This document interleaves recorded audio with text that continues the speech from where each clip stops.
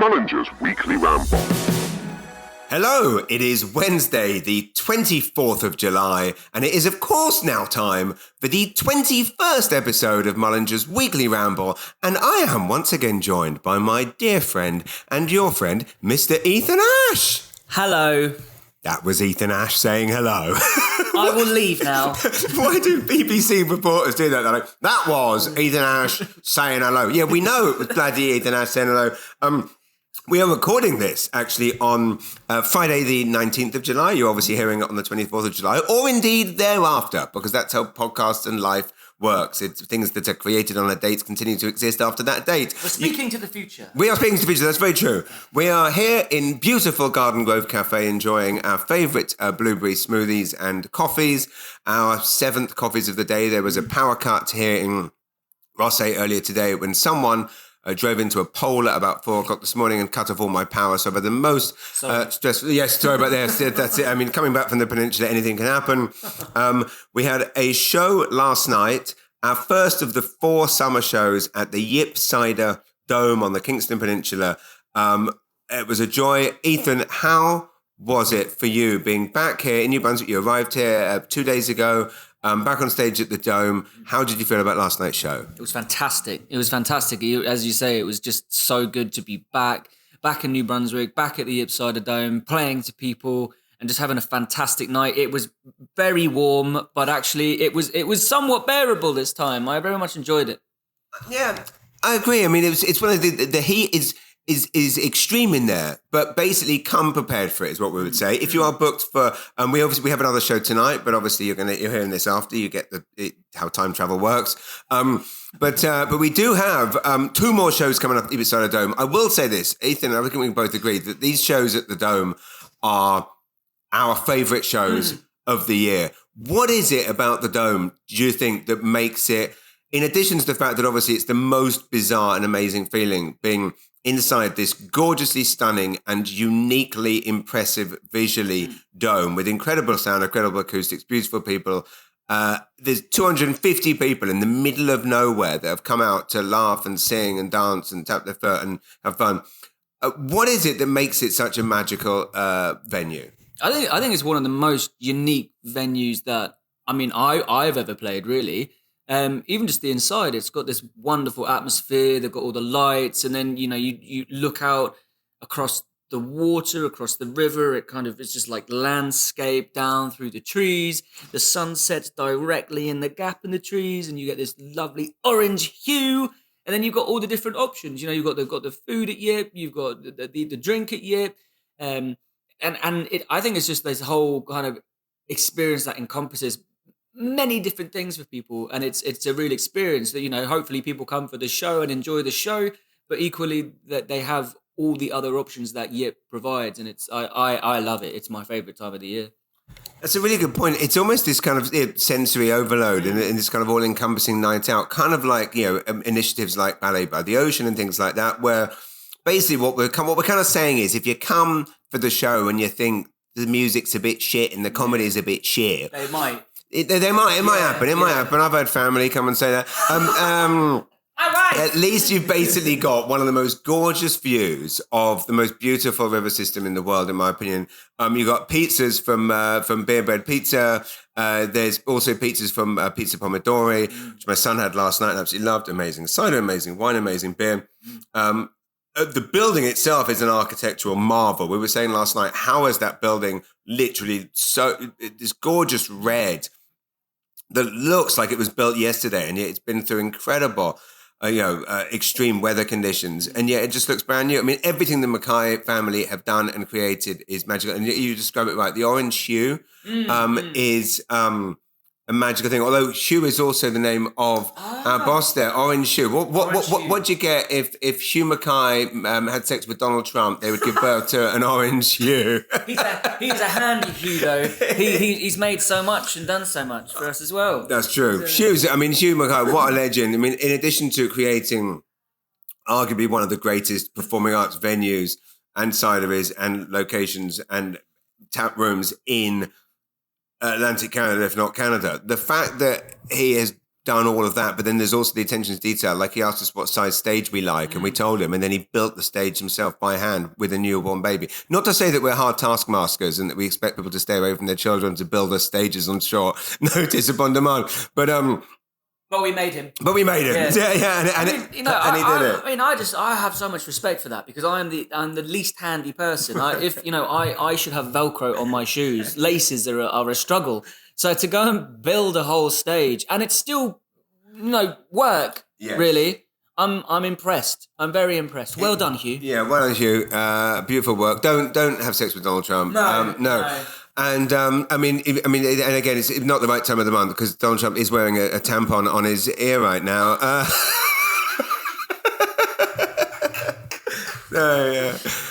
Okay, we will crack on. So all of this is to say, thanks to everyone who's came to the first two shows. I'm sure tonight's going to be fun. Tonight we've got 250 people packing into the Dome. I say this every year on stage, but it's absolutely true. They are the highlight of our year. There is no shows like it. There are still tickets left for the remaining two Yip shows, which are on Thursday, the 1st of August and Friday, the 2nd of August. If you would like to see us at the beautiful Hampton Brewing Company in a glorious outdoor show on their outdoor stage, again, world-class beer, glorious spot, amazing people behind the Hampton Brewing Company. We are there on the Wednesday, the 31st of July. Again, these are kind of basically, essentially, 2.5 to 3 hour shows. Just fun. And this Saturday night, and it is this Saturday, based on when you are listening to it, unless you're listening to us then, this Saturday, the 27th of July, my dear beautiful friend here, Ethan is doing a magnificent show-stopping, barnstorming solo show, 27th of July at Long Bay Brewery. Ethan, tell us about that and tell us how much, well, again, Long Bay beer is basically my favourite beer in the world. Love the place, love the people. It was nice, actually, if you saw that Tim and Amy Webber from Long Bay were actually there at Yip last night enjoying a drink. Again, that's nice. Local businesses supporting local businesses. I would never go and see another comedian, but... It's July 27th, Long Bay Brewery. It's obviously quite limited tickets, but if there are still tickets, hopefully there's not, but maybe there will be. Get your ticket. You can find it through Eventbrite on my Facebook or Instagram, Ethan Ash Music, and come to a show. Enjoy a Ruckus. That's my favourite beer. Ruckus and then Bantam. They are very good beers. And get yourself to Long Bay Brewery. And then if you're thinking, do you know what? I don't want to see him by himself. I need to have a laugh. Not just at his music. Then come to our Yip shows, August 1st, August 2nd, or Hampton Brewery on July 31st. Right, we're done with plugging the gigs. We will hit the good stuff. I've got my son Hunter texting me. Hunter last night actually introduced me to the stage last night. Ethan and Hunter surprised me with this concept, which was. Basically, Ethan always introduces me because he's a master of the stage. So, of course, it's a wonderful way to come on stage. Unfortunately, they cooked up an idea where Hunter would get up and roast me for 5 minutes. Did an amazing job. Embarrassing stuff, which I don't even want to repeat on this podcast. But here's what I'll say. If you want to know if you don't like me, and you want to hear me roasted and humiliated, come to a show at Yip Cider this or next month because you will hear my son Hunter roast me. He's doing it again tonight. I don't know what's going to be in store. But what we're going to do now, ladies and gents and beautiful listeners and everyone else, not just ladies and gents, I keep getting in trouble for that. I've been ticked off. I've been ticked off by some bookers recently because I said ladies and gents and... that is no longer right. So obviously, ladies and gents and theys, and indeed anyone else out there that is listening, you are all welcome on this podcast. Doesn't matter what gender you are, or even if you're not a gender, I want to be in your ear. So we're in this together, my friends. We're in this together. So we are going to start with the questions. These are some of the questions posted on Ethan's wall. Ethan, if any of these are too personal, you don't have to answer them, but we will start with wonderful Phil Pethybridge. That sounds like the most English name I've ever heard. Phil Pethybridge. He is. It sounds like a different surname pronounced by someone with a lisp. Pethybridge. He looks like Jimmy Carr a bit as well. Oh, does he? Nice. It's beautiful. But it's a wonderful name, Phil. And if you're a friend of Ethan's and you have the surname Pethybridge, you sound like a wonderful man. So I look forward to meeting you, Phil. Your question is a very wonderful one. I can't wait to hear Ethan's response. The question is, does your mental health work influence your songwriting for better or worse? Has it changed it? And ignore the fact you're getting older. Nice. You're older than me. Typical British way to ask two very nice, thoughtful questions and then hit a fucking insult right at the end. But although I guess we're all getting older. I mean, let's face it. If you're not getting older, you're dead. So I mean, they get older. What? I'm not a doctor. But if someone says, You're not? You're. Well, ish. Why did you do that thing on me that time? Well, no. Oh, yeah. Do you remember that? Still hurts.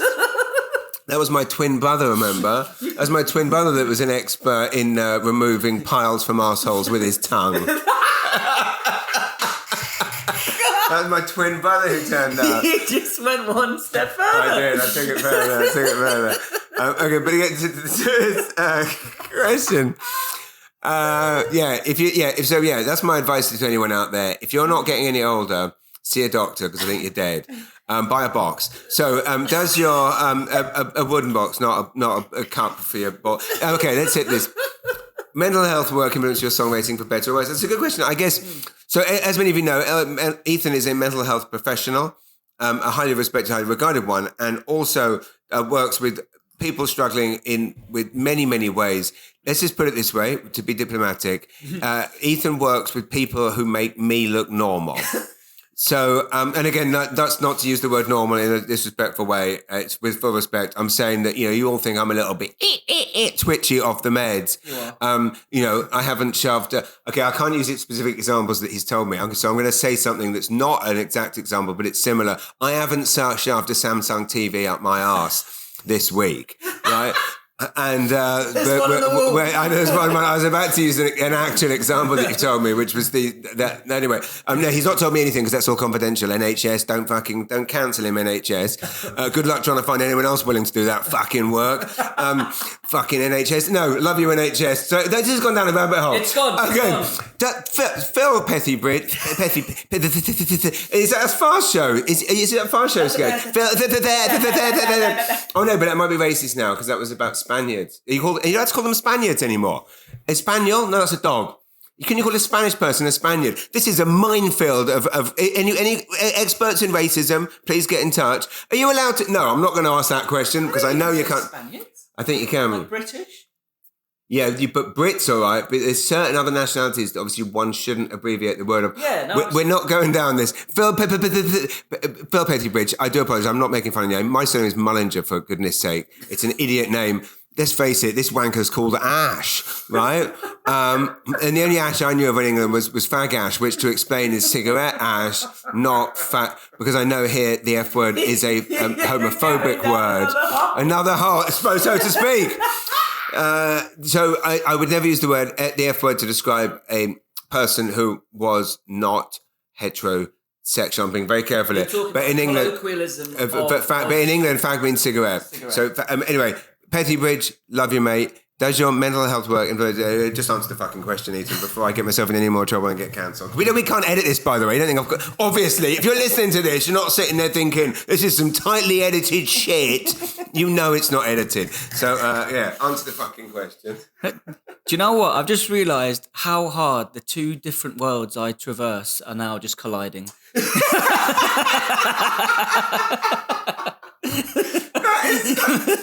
There's your answer, mate. That's as accurate. That is, yes. My God, how is what Ethan's just sat doing for the last 15 minutes, how is that any different to his day-to-day work? I can tell you how the NHS pays him.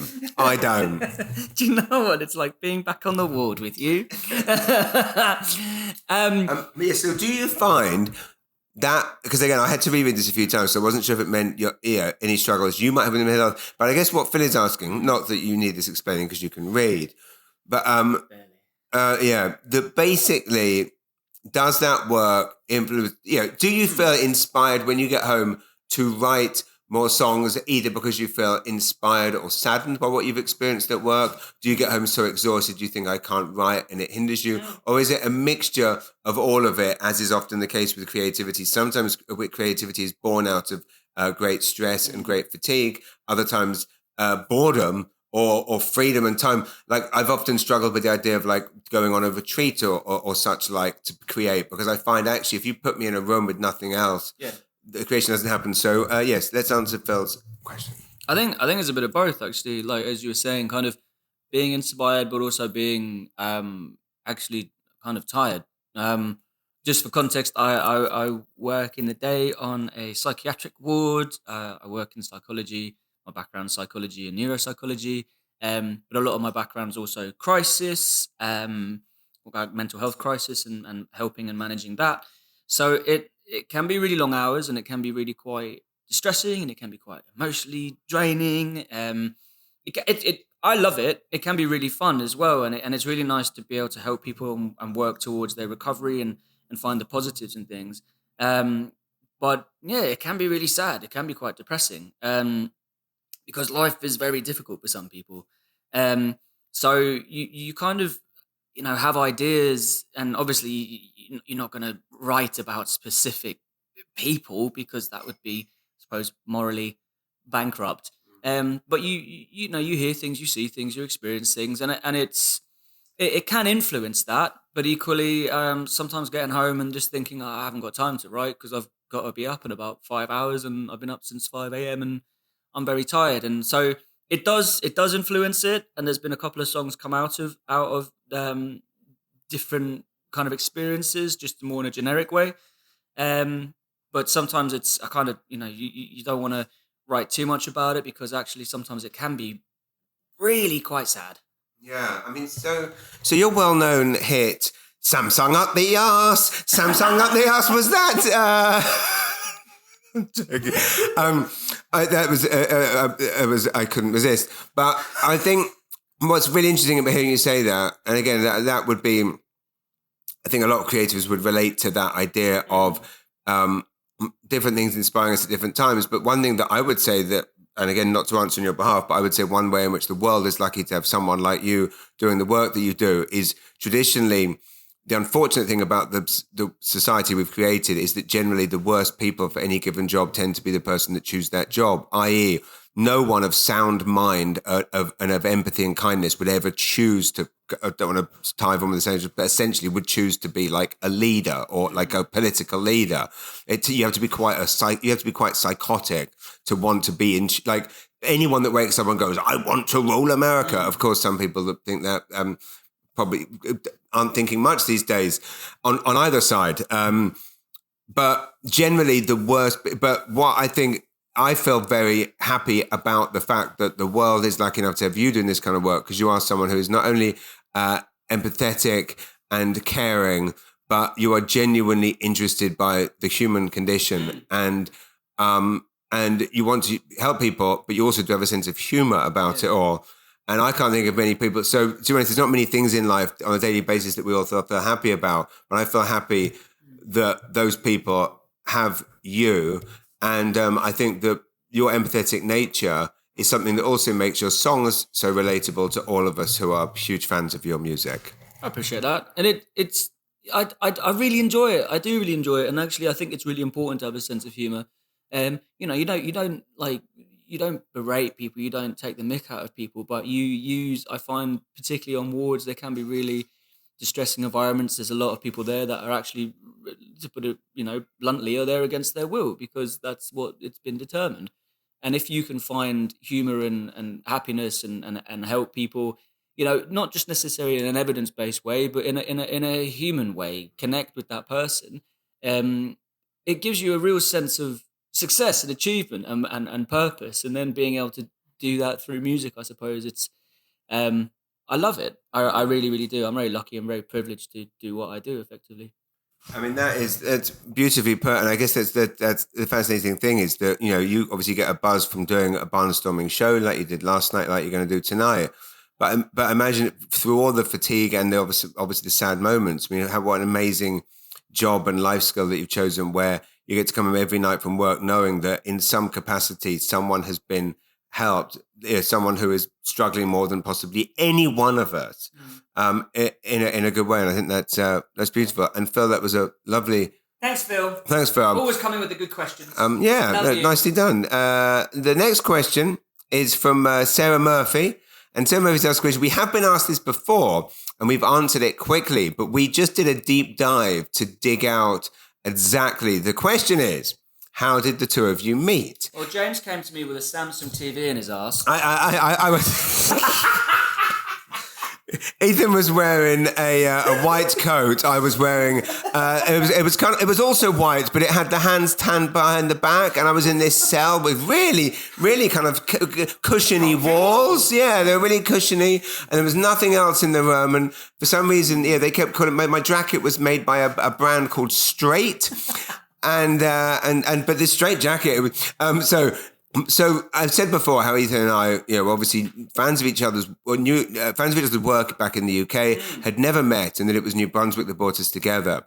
Now we just did a deep dive into Ethan's emails and messages to see how this actually played out, and now seeing how it happened, it's quite funny and fascinating, and it's somewhat out of character for me.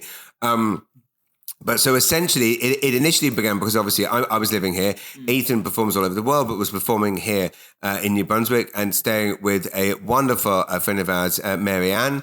And Mary Ann is a huge fan of British musicians, follows many of them, and Ethan's one of her favourites. And so not now, she hates me. She hates him now. Now she's met the prick, and some sang up the ass, and she had said that there's another British guy that's here that also loves it. He should get in touch. Ethan reached out. So Ethan, I'm going to pass it over to you. What did we just learn about the way? Did I say let's meet for a drink? Did I say come to my house? What did I suggest that we do? You effectively invited a stranger to someone else's house where you were and didn't tell them. So the stranger to Ethan now is obviously now Ethan's dear friend, and my dear friend and was my dear friend then was Mr. Mark Burnett, who I was at his house, going to his house for a few drinks with the boys. It was myself, Mark Burnett, I believe Darren Elmer was there, Steve Barnes, and John Borbley, and then maybe some other people. They're basically just friends in the creative community. Getting together, so it made sense to me to say to this English guy who I fan of his music, obviously like most people, love what Ethan does. So I'm like, but I did indeed not tell Mark Burnett, and I also, being me, turned up late to this. So all Mark Burnett knows is he gets a knock on the door, and there's some English guy standing there, and what happened? I remember him saying, effectively, we knew of each other. Mark didn't have a clue that we knew each other or I had been invited. He opens the door to an absolute random stranger and in true New Brunswick style, let them into his house. Of course he did. Not one, literally, if someone knocks on your door in England, you don't answer it. Anyway, oh my God, I've got to tell you the most we have a, this is in brackets. We'll get back to this in a sec. We have a landline in our basement, which we don't need a landline, but Bell basically have this deal where you have to have a landline in order to get the deal on the package anyway, whatever. So there's a landline in the basement that is our phone number that's been in the phone book for years. And yes, listeners from outside New Brunswick, there is still a fucking phone book here. It's amazing.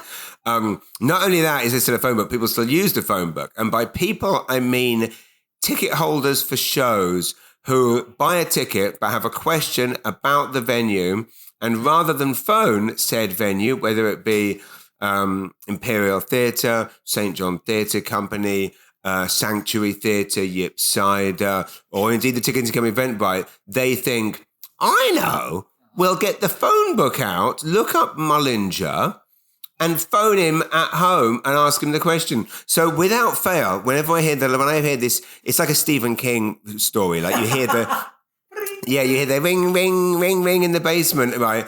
And I'm always like, and it never rings, obviously, because why would it? Who's phoning a landline? Who's phoning anyone these days? Phone your text and say, can I call you? So anyway, this phone's ringing yesterday, and I said to Pam as a joke, I'm like, that is someone phoning about the show tonight. She was like, answer it for a laugh. And I said, that ain't a laugh. But I did. And sure enough, it was like, hello, what time does the show start tonight? And I'm thinking, okay, this is on the ticket, it's online. But I love the fact that we live in a place where, you turn up at someone's house that you haven't met, he doesn't know you, and you tell a story that he just believes that, hey, James said I could come in. And this is his house where he lives there with his wonderful wife, his beautiful daughter, and they're there, and he just lets him in. And meanwhile, I love the fact that someone needs to know what time a show starts. Should we Google it? Should we phone the venue? Nah, phone the comedian that's going to be on tonight. God bless you in New Brunswick. So that's how we met. I have no idea. Ethan must have thought I was a lunatic. Now, I know you're listening to me now, or you've seen me live, you think I'm a lunatic now. I was a lot more of a lunatic then. Now, I was a big partier then. This was, I don't know, a Tuesday night at a friend's house. And granted, I wasn't doing this, all the time. But I mean, it must have been a 10 cans of beer night, which I have not had 10 cans of beer in a night for, since the weekend. So it's not something that I tend to do anymore. Anyway, you must have thought I was a lunatic. So I guess tell us. I just remember being somewhat starstruck, finally meeting you, knowing your music, and very happy to, instantly feel like I'd known you for a long time, as is often the case when you already admire someone's work and love their output.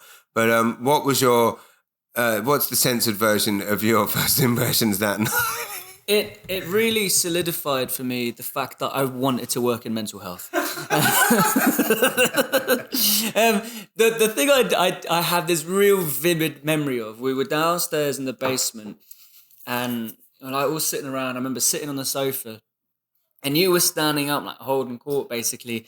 And I remember what you were doing, and I on reflection, I realized what you'd been doing. You were testing new material on all of us. Right. You were doing all these different kind of these jokes and seeing what landed. Yeah. And I was like, oh, what is he doing? He's just standing there, and then like it's like a couple of years later, you hear the joke, or like a year later, you're like, oh, I was a guinea pig. Yeah. You're very perceptive. It's funny when I organise what I pretend is a gathering of like-minded creative souls, and then make them all sit on a couch while I stand there and talk for an hour and a half. It was basically my post-London not yet having a workout venue to test stuff out in, which of course now is Long Bay is my comedy store. Long Bay is my local venue that I'm able to. But yeah, back then it was that's what it is, and very perceptive man. So thank you, Sarah, for that question. Next question is from wonderful Scott Perry. I will say there is a policy on this podcast that I will not read out compliments because I don't want to be like... You won't. No. Okay, exactly. Well, I'm going to because it's half about you. So I'm allowed to. My policy of not reading out compliments extends to the fact that I hate the fact that I listen to podcasts by multi-millionaire American comedians. I'm not going to start naming. Well, I can because some of them are like, some of them I don't. One of these two people I do not get at all. Not to say he's not, but don't get it. The other person I absolutely adore, but they both do this, and it's Tom Segura, Bill Burr. They both will spend half of their podcast reading out compliments from people. So it's like, okay, I've got a message here from Dave from Austin, Texas. He says, "Dear Tom, you're the greatest comedian that ever lived. Went to see you last night. It was the greatest comedy I've ever seen." But it's like, really, you're just measuring your dick on your podcast. So anyway, but tonight I can make an exception because Scott, this is for Ethan too. So he says, "Saw you both last night. Awesome show. You both are great." Well, thank you. It's the first time a compliment's been read out on this podcast. And thank you very much, Scott. I'm glad you said that. We are great. Thank you. No, thank you for being there, mate.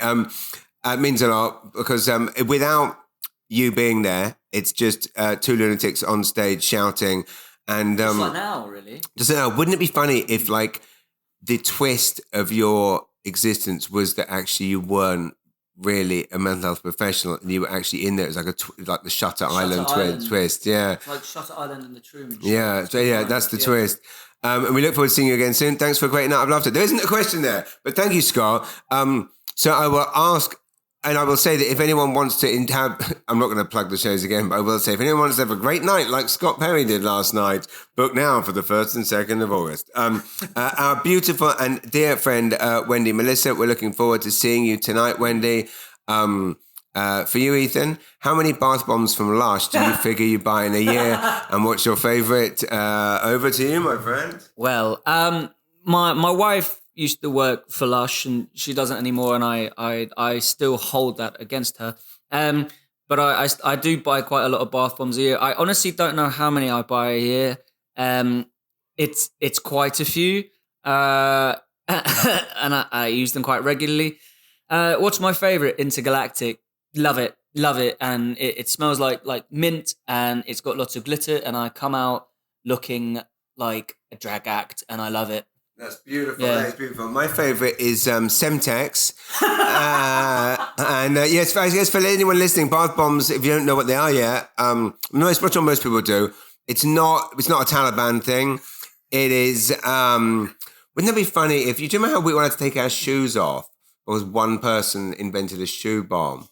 Imagine if someone invented a bath bomb to blow up a building, and then we all had to not have baths. This is a very ADHD thing. It is. It's my brain going. You've literally just got stuck on a thought. I have got stuck on a thought. I've got to move on from this. Okay. Bath bombs are effectively expensive bicarbonate soda. Yes. That are colourful, but they're great fun. They're great fun. They're great fun. You put them in, it makes baths really fun. My kids, I tell you, used to make beautiful, but there was an amazing place. I don't know why the name has escaped me, but she's still in business. And what on earth is her name? She was in Market Square. What, Cheryl? No, it wasn't Cheryl. No, it was Morin Soaps, and I believe they're still on Instagram. And let me just check. Yeah, we go. Morin Soaps. She made the best bubbles by hand.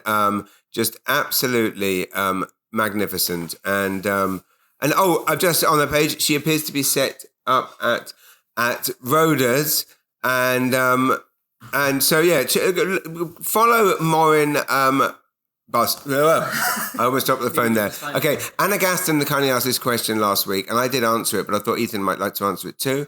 As a British expat myself, I'd like to ask what culture shocks you've had since you moved to Canada. Mine, Ethan, was the fact that when someone says, "Do you want to go for a drink?" they mean a drink and not 10. Yeah.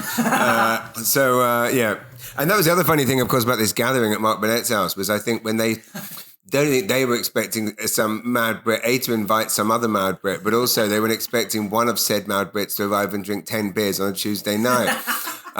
So, I mean, I tell you what, moving to Canada saved my life, because thank goodness you're all not raging alcoholics like everyone is in England, because, I'm somewhat susceptible to, like, if everyone's doing something, I'll join in. So coming here, I've become essentially, for the most part, Mr. Sober, other than the occasional glass of wine, thanks to the fact that you're all so sober here. Or maybe I'm just hanging out with the wrong people. Or maybe just because I don't drink homemade wine. I was going to say, maybe that's why people aren't, because the options are limited. They are. The homemade wine has put them off. Yeah. And so now you've all just given up boozing. But that doesn't stop everyone here using meth, and that's homemade. Okay, so what culture shocks? People really like homemade food, don't they? That's true. Because it's a funny thing. Lee Evans had that joke, didn't he, when he said you go to restaurants and they go homemade, and he's like, I'm here because I don't like the shit that's made at home. And it's so funny. It's like, yeah, homemade. And it's like, yeah, it fucking tastes it. I want something professionally made, you bastard. Yeah, exactly. Culture shocks. I mean, I suppose the most obvious one is people letting you in their house without knowing you. And you're not forcing your way in with a weapon. Culture shocks. There's been quite a few, really, but I've kind of got used to them more. They're these lovely little things. I think it's just, for me, it is that people are, and again, it's one of these ones that I think is kind of acknowledged and talked about quite a lot. But people are generally nice. People are nice, and people say hello to you, and it always takes me a minute. You James is from London. I'm not far from there. I live in Cambridge, but you don't really look at people, and you don't really say hello to people randomly, and you don't start just talking to people. And over here, people just start talking to you and just having a chat. I mean, actually, I remember once there was a guy pulled up next to me in a Tim Hortons car lot, and I waved at him because I thought I knew him. started talking to him, like, hello, mate, how are you, blah, blah, blah. And halfway through the conversation, I realised it's not the person I thought. Oh, yeah. Well, the one I have all the time is where, I'm sure some people listening have had this, where you see someone and you do that, and you go, and you start chatting, and then you realise, oh no, it's not that person, it's the guy from Superstore with the hair who you see, but you've never spoken to, but you think you know him because you see him in Superstore all the time. Yeah. I remember, and I just kind of went, have you, I was like, actually, mate, I don't think you're the person I thought. I was like, have you got a brother? And he was like, no. And then I just panicked and went, have you got a friend called Zach? And I don't know why he would look like his friend, because he's not got the same parents. He was like, no. I'm like, okay, no, you're absolutely the wrong person. Super friendly, didn't look at me like I was a weirdo, even though it was really quite strange. So I think that's the main thing for me. Yeah. And I find people are quite patient, and I'm not. You know? Yeah, I mean, and you have to learn patience being here. Like in England, you can start a riot if someone's holding up at a line, and yet here, you have to. People are patient. They are. I guess it comes down to people will give you the benefit of the doubt here. Yes. So on that, thank you very much, Anna. Jeff Lafferty. Again, I was asked this question last week, but I thought I would ask it to Ethan.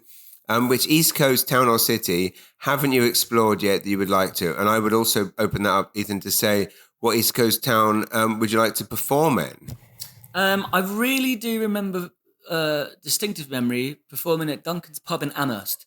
And I'd really like to go back to Amherst. Really? No. No, I was going to say, Amherst, it's not many places that you don't hear many nice things about. Amherst is... I don't know. I mean, I've heard lots of things about Gramanan. I've heard lots of things about Cape Breton. I really want to go to Newfoundland, Newfoundland and Labrador. And Labrador. And don't forget the Labrador. Don't cancel us for not saying and Labrador. No, I hear lots of things about Newfoundland, and I really want to go. I hear a lot of things about kind of their relationship with music and kind of the arts, and I think it sounds like a great time, really. And I've always wanted to kiss a fish, and I think just I've fucked a fish. And it's on from the Samsung TV. I've always had this affinity with kissing fishes, and I've just think doing it in a controlled environment somewhat would be ideal. And a nice drink to get the taste out of your mouth at the end. It's beautiful. Exactly. Well, on that, I guess I would say anyone listening. I mean, it's funny because of the vast landmass. It's just a weird one. It's tricky to do all this stuff because obviously you fly all the way here from England, and of course, the flights being what they are, they inevitably bugger you about, get delayed, send you to different cities, provinces. You have to go halfway across Canada to come back to New Brunswick on yourself. And then obviously it's like you mentioned Cape Breton, which is a beautiful place and such a wonderful place to perform. And like you should appear at the Red Shoe Pub, which is Heather Rankin's pub. The problem is, of course, it's 7-hour drive away. So it's almost a weird thing when you come to New Brunswick to then have to travel all this way. Similarly, Newfoundland, it's a very expensive flight. All of that said, Newfoundland and Labrador, obviously, as you say, the musical background, the musical heritage and history there, it makes utter sense for award-winning British musician Ethan Ash to perform there. So anyone listening that has any promoter contacts in Newfoundland and Labrador, please do get in touch with Ethan. Ethan Ash's email is, I believe, ethanashmusic@gmail.com. That's the one. Oh my God, I can't remember that off by heart. See, it's just like the old days when you know people's landlines. ethanashmusic@gmail.com. Reach out. Any kind of, any theatre or put together a tour schedule, big or small, any rooms, 60, 70, 80 and up. Ethan doing Newfoundland and Labrador. But basically, I think that what would be sensible is someone could put together a package where it's like, 7 nights on the trot in different places. Cape Breton, similar thing. I would love to come and do Cape Breton with you. We should do that. We should do. So let's, and I'm putting this out there. Anyone listening and I will say, you mentioned Gramanan. Gramanan was my pick. I haven't been there. I want to perform there. Yeah. If anyone listening knows anyone in Gramanan, I have had some chats before, but basically all we need, and this kind of actually goes for anywhere in Canada, but specifically in the Maritimes, because again, I don't like to travel too much. I will do corporates and clubs and stuff across the country, but generally prefer to keep it in the Maritimes. And again, for you as well, like coming all this way and then traveling, we will do it, but we prefer to keep it East Coast. Anyone listening, the the system is very simple, which is like if you've got a room, a hall, a community hall, a Lions Club, a church, a pub, anything that is a show-focused room, i.e., there's not other shit going on in there while we're performing. Yeah. You've got a sound system that works and a stage, and you can sell upwards of 100 seats, whatever, $20 a head. We're in. So we're not looking for much. We don't have big demands, but I will emphasize the sound system does need to work. I can't believe I have to emphasize this over and over again. Because, and I wouldn't be emphasizing it as you can imagine, the story of our lives are it not working. That is the one thing. So please, please, please don't get in touch saying, we'd love to have you on Grandma Nan. We can promote it. We can fill the room. We've got this beautiful space at our local community hall, arena, function room. And then we get there and the sound system is shit. Like if you've got a working sound system, is no job too big, no fee too small. But for God's sake, please, can the audience hear us? Yeah, I mean, I was going to say, if you went to a show yourself and you turned up and you couldn't hear them, you'd probably be irritated. Yes. So just hold that in mind. Yeah, make everyone happy. And by good sounds of it's like it shouldn't be poppy. It shouldn't be. It just needs to be perfectly audible. Yeah, and if you want recommendations of tech people that can tell you if it works or not, well, happily. Megan Joy White has asked the question: what was the nicest thing or best advice your dad ever gave you? I mentioned last week hard work. I would say the nicest thing that my dad has said to me was, I would say probably, and we're not the kind of family that goes around saying to each other, nice things or saying that we're proud of each other. But my dad being here in New Brunswick the other week, he hadn't seen me perform live since 2006, 2007. So that's like, it's 17 years he hasn't seen me perform.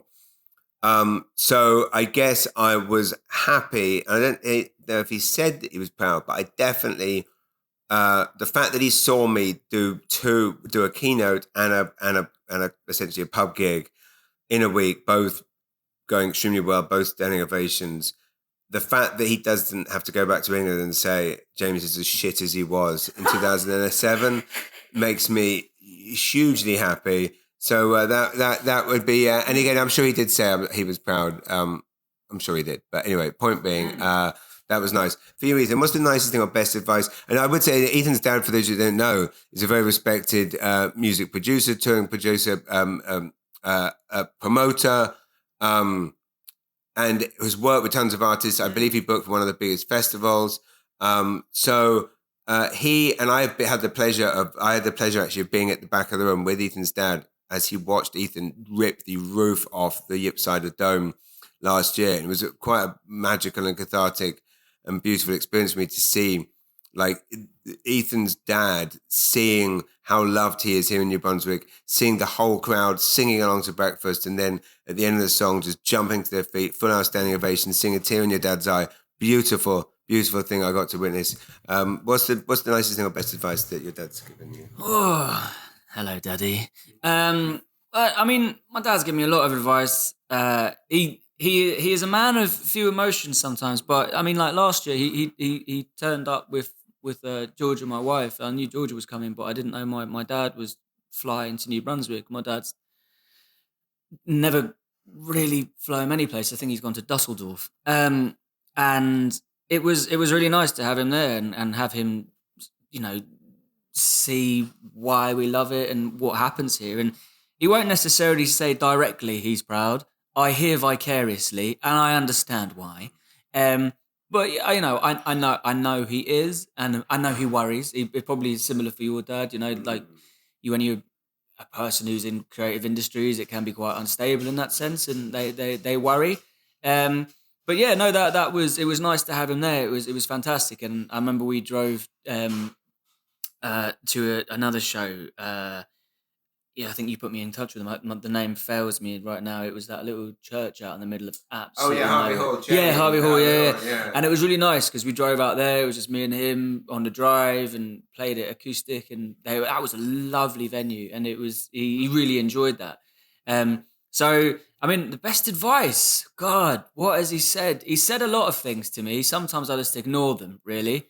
But I think one of the things is actually don't get in arguments or discussions about politics, religious or football or soccer, whatever. Yeah. And actually, I found that's gone quite well, really, because I think people get quite emotive about things and actually it's not helpful. So I kind of try and hold that in mind. It's a very good point. And we will, that will possibly tie into our next thing. One of the things that I remember talking to your dad about that I found very enlightening as someone that has been doing what he's done for so many decades was just this idea of the fact that if we are wherever and however we're doing the thing we love creatively, that we are, that's as good as life gets. Mm-hmm. And it is that thing about like, and I did talk about this bit on the podcast last week about this idea that, you know, watching all these sports documentaries recently, and seeing just how these sports players reach the top of their game and they're the best in the world. And then they get like Ronnie O'Sullivan, the snooker player, like the best in the world, but then so depressed when he plays and gets so nervous because there's always expectation. And basically he's never happy because when he wins, it's just like, well, I was supposed to win. And he's still not happy. And then if he loses, he's massively depressed and basically wants to end it all because he didn't win. And Michael Jordan, best in the world, but they're not happy because the old short white geezer that owns the Bulls isn't showing the respect that he has. So he's not happy. And I just see this kind of this perpetual thing of like people being unhappy. They've achieved perfection. And it's like, obviously, not that people shouldn't pursue something perfect, but I guess what I'm trying to say is what I love chatting with Dad is this guy that's been in the industry for decades, doing this thing that he loves, and going, wow, hearing him talk about music and festivals and his passion for it, inspired me to realize that I need to enjoy every moment of this. And something you and I have worked on where we're at Yip and we're there, and every year we say this: let's not be nervous this year. Let's not be worried about how's the show going to go. This is the best life gets for us. Yeah. This is the highlight of our year. Let's enjoy it, and I love that. Yeah, no, you're right. I mean, my dad comes from his background's like a lot of very corporate kind of worlds, and then he ended up doing a lot of music promotion. Really, just because I was doing music, and he's wanted to help me in that sense, and it was, he effectively just wants me to be happy, and right. That's what I've always. I've been very lucky to have that kind of influence in my life. And, as you say, even before I flew over, I was saying to you, I'm worried about this, I'm worried about that. What happens if this doesn't happen? What happens if this? And I just kind of spiraling in that sense. But actually, it was you who reorientated me to actually, we enjoy this. This is the best time of our year. We're very, very lucky to do this, whether it's to 5 people or 5,000 people. Enjoy it. And don't worry about, we're so attached to the outcome, but actually it's fine. Yeah. And we're very lucky to do it. And it's going with the process and being mindful of that. And you've done a lot for me this in any way, but this time you've been really, really helpful. So thank you, mate. Well, no, not at all. And and last night is a perfect example where we were determined to have fun. But so we didn't let the 3 hours before the show get ruined by us stressing. We just knew we were going to have fun, and we did. It's a room full of people that are there for the same reasons we are. It's going to have a great time.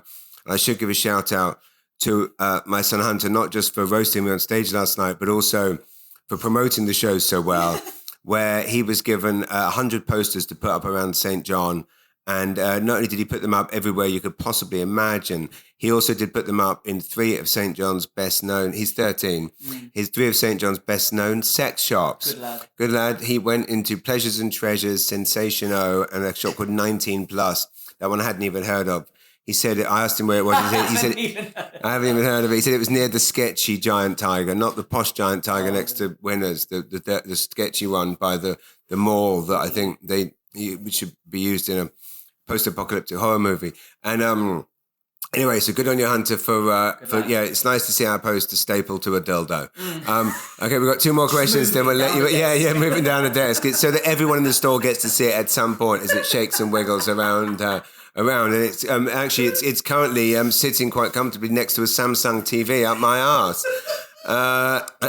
Carla Paul, You asked me this question last week. I'm clearly dyslexic because I read it wrong. And What did you read? okay, so she asked the question: would you rather have the power of flight or the power of invisibility? I spent 10 minutes on last week's episode answering the question: would I rather have the power of flight or the power of invincibility? So I think I banged on about I'm scared of heights, so I couldn't be flight. I don't want to be, and I was saying I don't want to be invincible because I want to die first, not in a end it all way. Although some days, but more in a kind of like I don't want to be stuck around when you've all gone. Anyway, so I'll go flight. So obviously not flight. Invisibility, no. Also, I'd rather fly than be invisible because two things. Well, I'm not. I struggle with rejection. I mean, you know what? There's two types of people in this world, right? There's the types of people who, when you leave a room, when I remember this when I was at work, when I used to work in an office. When some people, and I've got friends like this who I've worked with, who like to know what everyone's saying about them. I think I can name it. My friend Mark Murphy used to be very obsessed with what people were negative stuff was saying about him behind his back. I'm not going to go into the techniques that he used, but he would go out of his way to, like, I don't want to see what's on anyone's phone. I don't hear what got to say. So here's the thing. If I leave a room and I suddenly realize I've forgotten my keys and I need to go back in, I make a very big entrance. And that is, I come back up, like I would leave the GQ office and I'd leave and get halfway down the stairs and go, oh shit, I forgot my keys. I'd walk back into the office. Oh, silly old me, just me, James Mullinger coming back in the office. I forgot. Because it's like whatever you're all saying, and I know you're all sat there going, fucking Mullinger, what a cow, oh my God, what a bar, I hate him. That's what I think everyone's saying anyway. So that's why I don't need to hear it because I hear it, I've got it in my head anyway. So I don't need to hear it. So the last thing I want to know is what anyone is saying about me. So I don't want to be invisible and accidentally chance across that. That's not to say that I don't want valid feedback. I do. If I do something to upset you, please let me know and I will absolutely rectify it. But I don't need to hear noise. And so that's why, it's why I'm not, that's why I don't read the comments on social media posts, I mean, I do sometimes, but, I don't need to know. I don't want to know. I don't get anyone saying negative shit. But what I do know is people sometimes will say negative shit about you behind your back just for a laugh. And they'll be mortified if you heard it. So you don't need to hear it. So anyway, I don't want to be invisible because I don't want to hear everyone slagging me off. Or worse, I don't want to be invisible and find out that no one's talking about me at all. And I am basically metaphorically invisible. That would be way worse. I think I'm going to go flight, actually. Yeah, I think I'm going to go flight. I think it'd be quite cool. Just to, just fly around. Invisible, I don't know. I think that's I mean, you look at, what was that Kevin Bacon movie? Yes, Hollow Man. Hollow Man. That was a slippery slope. Yes. It was a slippery slope. I think if he could have just flown, he would have had a much better time. But no, he ended up trying to kill all his colleagues. I'm not saying that's what I'm going to do, but we never know. Anything can happen. Yeah. That's a good answer. I mean, yeah, it's funny. I guess that's the thing with it being invisible is I want to hear what people have to say, but also crucially, there's nothing that I'm not interested in tricking people, putting the will over people's eyes. It's a funny thing. In the same way, again, I mean, not to get into, but one of the sinister parts of Hollow Man, which again is part of that kind of problematic era of movies, is that obviously he does a lot of, looking at naked women, which it's a weird thing that back in the day that was kind of a comedic trope, was the hole in the wall. Not it was a glory hole in some cases, but like in Porky's, that hole existed so that guys could spy on girls. And of course, now we don't think that it's cute for someone to have a pair of binoculars or a hole in a wall to look at a naked girl without her consent. We see that for what it is, which is an assault, which got way more severe actually in the 1984 movie Revenge of the Nerds, which has a highly now problematic scene where a nerd has sex with a cheerleader who thinks it's someone else. And at the time, people kind of watched it and cheered for the nerd as like a victory for nerds. Whereas obviously now, again, we recognize that for what it is, which is sexual assault. So I guess my point is that I don't want to see someone naked that doesn't want me to see them naked. I like the fact that if I'm seeing someone naked, generally it's because they want me to see them naked. And by that, I'm basing on my wife, who for the most part doesn't mind me seeing her naked.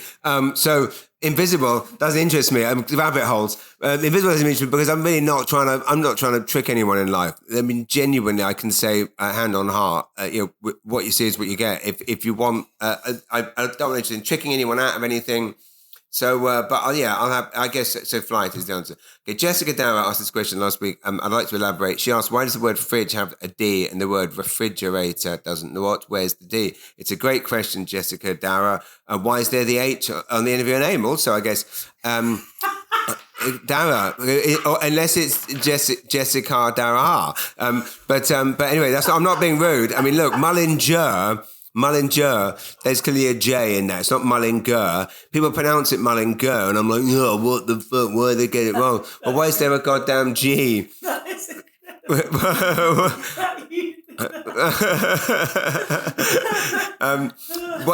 the worst thing is whenever I go do shows, people are like, so is it Mullinger or Mullinger? And I'm like, Mullinger. So they just rewrite it, Mullinger, J-E-R. Just like you, Jessica. Save a lot of time. Take the H off. Save lots of ink. Anyway, equally, I guess we could ask the question, like, tons of words. Like, there's words that end the same that should rhyme because they're all spelled the same. When you think about it, right, why does dough and bow and through and rough and cough, why do none of them rhyme? Right? It should be dough, bow, throw, row, co. But it's not. Dough and bow rhyme. Yeah, dough and bow. Yeah, but that's true. Dough, is that bow? Is it boff though? See, I don't know. It might be boff, yeah. Also, I mean, the word Q. I'm saying Jessica could save the H, unless it is pronounced Jessica Dara. But Q. What a waste of 4 letters that is, right? Right? Literally, you wait. Q is Q a word here? Line up. Q. Also, why is Arkansas and Kansas? Why are they not pronounced the same when one is Arkansas and the other is Kansas? Why is it Arkansas? Because then, where do you live? Do you live in Arkansas or do you live in Kansas? That actually blows my mind. Maybe that's the pirate version. Yeah, Arkansas. Why was there was a pirate on the ferry boat last night? Genuinely, people off it. The one night that we had people in the show last night from Texas, Australia, England, Poland, the Ukraine and Singapore, and I'm about to do a night of ferryboat jokes. And what does the person that runs the ferryboat think? Make them realize we're completely fucking mental. I'll dress like a pirate. That's a true thing. This has been episode 21 of Mullinger's Weekly Ramble. When you're listening to this, I'm actually away on family vacation for the week. Ethan's doing shows, like I said, this Saturday, Long Bay Brewery. Go and see him. And send us your questions to comedy@jamesmullinger.com and we'll do another episode next week. And by that, I mean, well, you get it. Yeah. Ethan, anything final to say to the lovely people whose ears we're in? Sorry. No, I think we've covered it. Shows, July 31st, Hampton, August 1st, August 2nd, Yip tonight, which was going to be good. I'm at Long Bay, July 27th. I think I'm playing also Rothesay Commons, actually. Yes, you are. July 25th. It's a wonderful, beautiful, free show on the Commons. Come and see amazing Ethan Ash on the Rothesay Commons, moments throw from where we are. Yeah. And we're in Garden Grove, so come here and get a donair with chocolate milk. Love you very much all for listening. Love you, Ethan. Love you too. We will see you all Love you. again soon. Lots Bye. of love. Thanks for listening. Bye. Mullinger's Weekly Ramble.